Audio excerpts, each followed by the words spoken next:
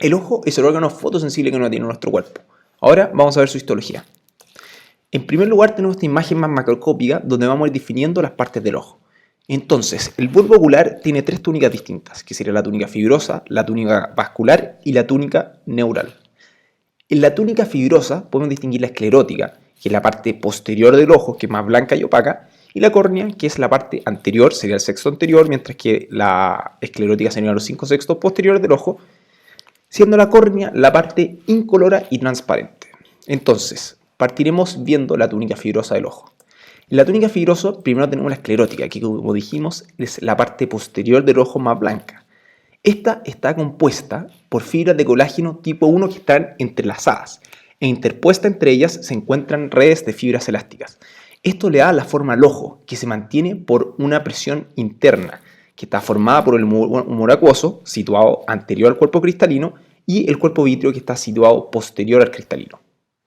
Junto con esto tenemos que decir que se encuentran células que son los fibroblastos. Los fibroblastos son células planas y alargadas.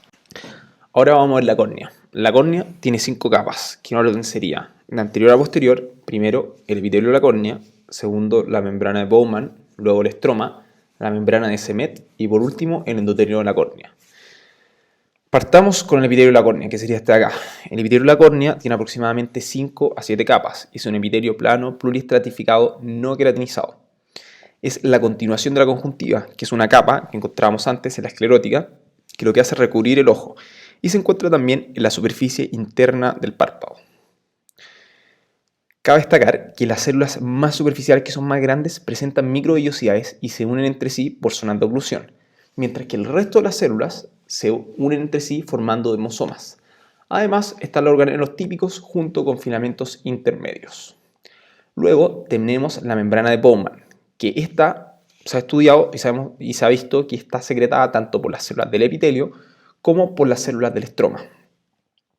Esta membrana está compuesta por colágeno tipo 1 que se encuentra de forma aleatoria. Su grosor se ubica entre los 5 y los 30 micrómetros. Luego tenemos el estroma, que es este de acá. El estroma es un tejido conectivo denso regular, esa es como la característica específica que tiene. Y está compuesto por laminillas de colágeno tipo 1, que se encuentran paralelas entre sí, y después habría otra capa, otra laminilla, que se encontraría en otra dirección. Entonces esto le daría dando un aspecto más o menos así. Entonces serían varias capas, varias fibras que son paralelas entre sí, mientras que la otra lámina tiene fibras paralelas entre sí, pero en otra dirección. Entonces sería armando una especie como de colador entre esto. Se distinguen también entre estas laminillas de aproximadamente 2 micrómetros de grosor, estas células aplanadas y largas de acá, que serían los fibroblastos. También podemos decir que hay sustancia fundamental que es rica en dermatán y queratansulfato. Acá están señalados los núcleos de estos fibroblastos, el estroma con la S. Y después subyacente a este estroma, que es más del 90% de lo que compone la córnea, tenemos la membrana de Semet. Respecto a la membrana de Semet, podemos decir que es una membrana basilar. Y luego tendríamos por último el endotelio de la córnea, que sería un epitelio plano monoestratificado. En cuanto a correlaciones clínicas, podemos decir que en casos de infección, dentro del estroma podemos encontrar abundantes linfocitos. A continuación tenemos la túnica vascular. En primer lugar, la túnica vascular está compuesta por la coroides. Recordemos también que tiene al cuerpo ciliar, al igual que el iris. La coroides es la túnica que está pigmentada, es más oscura, la podemos ver acá, es profunda a la túnica fibrosa, a la esclerótica, puede decirse la capa media, y se encuentra pigmentada debido a la presencia de melanocitos. Está compuesta por un tejido conectivo laxo, que presenta abundantes fibroblastos, al igual que células de tejido conectivo. Si vamos a continuación, tenemos el cuerpo ciliar. El cuerpo ciliar está formado por tejido conectivo laxo, que se ubica entre la ora serrata y el iris. Ora serrata viene en latín que significa literalmente borde dentado, que es una terminación que la podemos ver en nuestra foto de introducción justo acá, la ora serrata. Entonces acá tendríamos la ora serrata y acá estaríamos ubicados en el cuerpo ciliar, conformado por este tejido conectivo laxo abundantemente vascularizado. Continuando con nuestro cuerpo ciliar, podemos decir que este presenta una doble capa, como se ve a continuación. Ahora tenemos que tener cuidado porque Gardner se contradice acá al decir que hay una capa interna y externa, ya que da vuelta si es pigmentado o no. Pero acá, como podemos ver, la capa que da hacia la luz del ojo, que estaría acá, claramente es no pigmentada. Mientras la que está más anterior o externa, considerando que está fuera de la luz del ojo, sería la capa pigmentada que se puede ver acá. También cabe destacar la presencia del músculo ciliar, que se encarga de la constricción en esta zona. Junto con esto, el cuerpo ciliar hacia anterior presenta aproximadamente 70 proyecciones, que es donde se insertan las fibras de los ligamentos suspensorios de la lente. Estas proyecciones están formadas por fibrilina. Ahora veremos el iris. El iris es la prolongación hacia anterior de la coroides y se distingue en dos partes. Tendríamos una zona pupilar y una zona ciliar, siendo la zona pupilar más gruesa ubicada hacia la pupila. Acá tenemos nuestra zona pupilar y acá la zona ciliar. De nuevo pupilar, ciliar.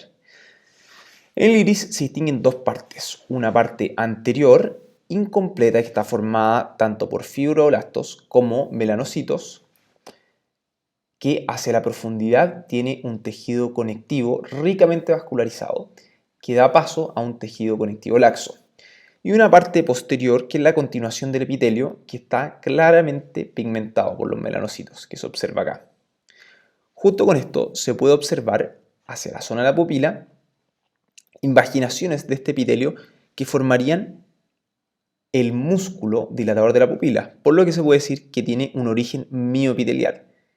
Y en esta zona de acá, dirigido ya yuxtapuesto o al lado de la pupila, tendríamos el músculo constrictor de la pupila. A continuación tenemos el cristalino, que lo veremos más a profundidad en Histology Guide. Pero de todos modos, acá podemos identificar la cápsula del cristalino y las fibras del cristalino.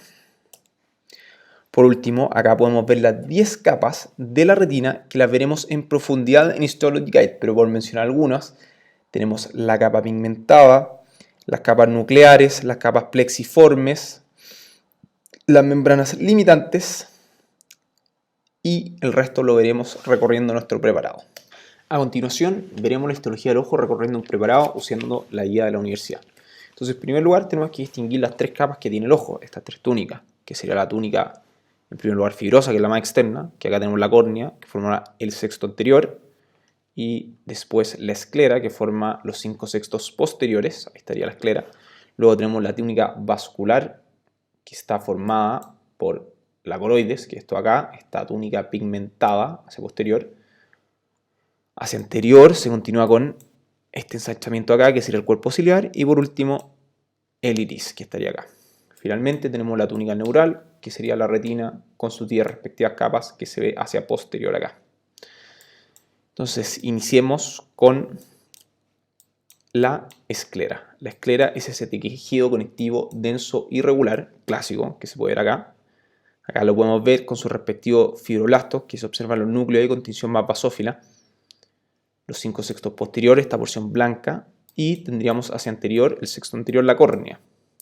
La córnea, a su vez, está formada por 5 capas, que sería, en primer lugar, el epitelio de la córnea, que es este epitelio plano pluristratificado no cornificado, que tiene aproximadamente 5 a 7 capas, que sería la continuación hacia anterior de la conjuntiva. Recordemos también que sus células más superficiales, que son más grandes, tienen microvellosidades y se unen entre sí por zonas de oclusión, mientras que el resto de las células se unen entre sí por desmosomas. Sus organelos son normales, presentando también filamento intermedio. Luego tenemos la membrana de Bowman, que se ubicaría subyacente a este epitelio y la córnea. Acá estaría la membrana de Bowman, compuesta por colágeno tipo 1. Después tenemos el estroma de la córnea, que es más del 90%, que está formado por aproximadamente 200 a 250 laminillas de colágeno tipo 1. Esto es un tejido conectivo denso regular, a diferencia de la esclera, que es irregular. Nuestra cuarta capa después sería la membrana de Descemet, ubicada acá. Y por último tenemos nuestro endotelio de la córnea, que es un epitelio plano simple. Luego podemos continuar con la coroides, que sería esta capa hacia posterior, Pasando ahora a la túnica vascular.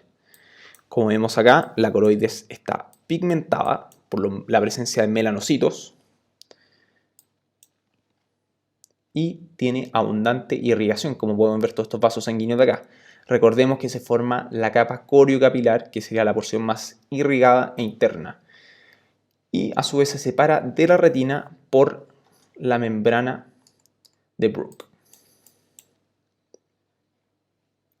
Continuamos nuestro recorrido yendo hacia el cuerpo ciliar, que sería la prolongación anterior de la coroides. Acá tenemos un cuerpo ciliar y acá estaría nuestro otro cuerpo ciliar.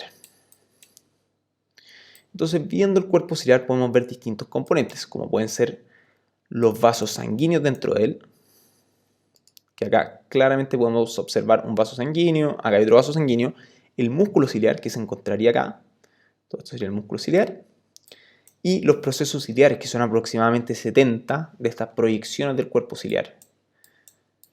Y acá tenemos otros procesos ciliares, donde a su vez salen los ligamentos, que el ligamento acá estaría cortado, el suspensorio y el cristalino. Esto acá, por supuesto, es el cristalino.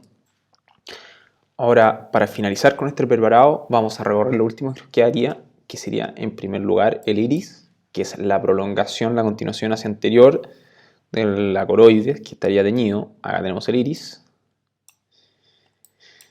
Y podemos distinguir claramente una parte anterior que no está completa, formado tanto por melanocitos como por fibroblastos. Luego las porciones musculares, donde tendríamos el músculo constrictor de la pupila, que sería hasta acá, erróneamente llamado músculo esfínter de la pupila, y el músculo dilatador de la pupila, que iría por donde está el mouse acá. También podemos ver el epitelio que da hacia la córnea totalmente pigmentado. Continuamos luego con el cristalino que estaría acá, donde vamos a distinguir en primer lugar la cápsula del cristalino formado por colágeno tipo 4 junto con glucoproteínas, luego un epitelio subcapsular que se encuentra únicamente en la parte anterior del cristalino, como está acá.